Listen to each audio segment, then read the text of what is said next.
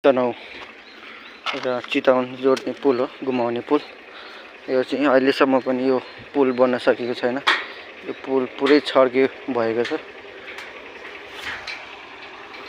यो पुललाई चाहिँ अहिलेसम्म पनि यहाँको सरकारहरूले केही गर्न सकेको छैन। हजुर बिस्तार जानेमा हजुर हुन्छ।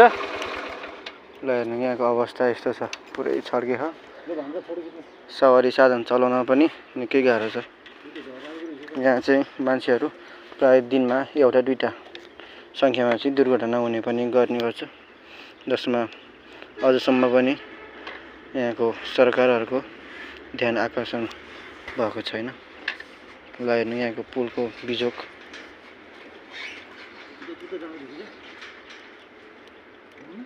हजुर ऊ त्यहाँ बिचसम्ममा उतैसम्म छ कि सक्दैन भने पछाडि गरेर अर्को बाटो जाउँ।